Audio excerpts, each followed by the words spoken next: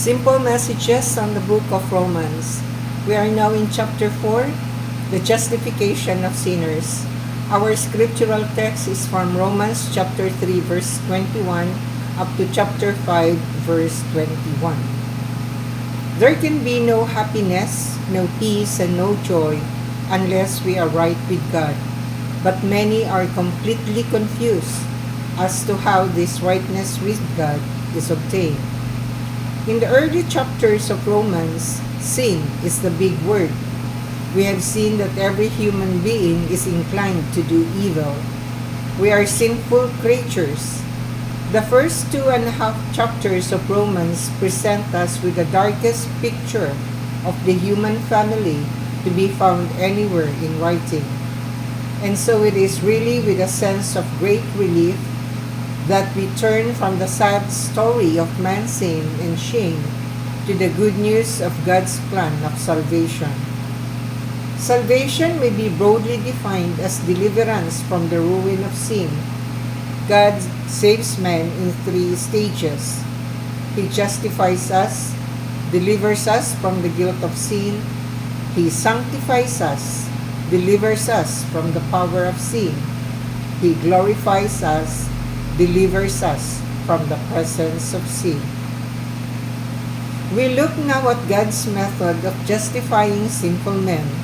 The question is this: if all men are guilty and deserving of God's wrath, how then can anyone be saved? How can one who is guilty of sin and rebellion against God be forgiven and pardoned?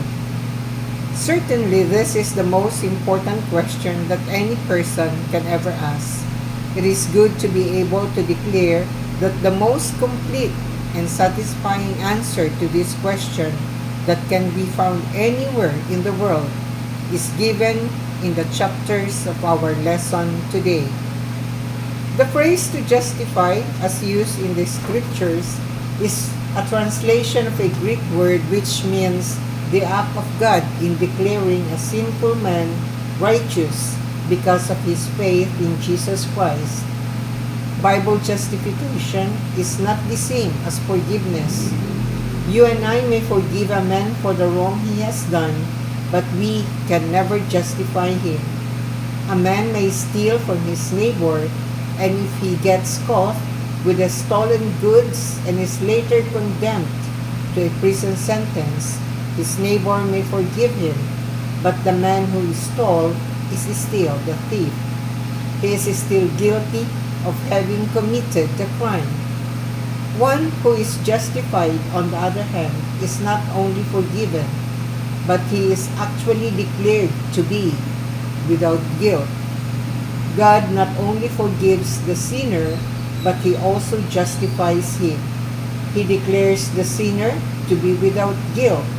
He pronounces sinners not guilty, and he can do this because in our place, an innocent person is pronounced guilty instead.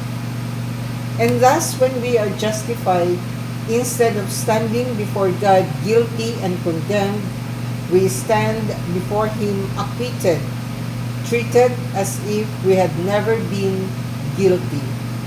One who is justified is not only forgiven, but he is counted just as if he had never sinned. Next time we will continue with the reading. God bless. Stay safe, everyone.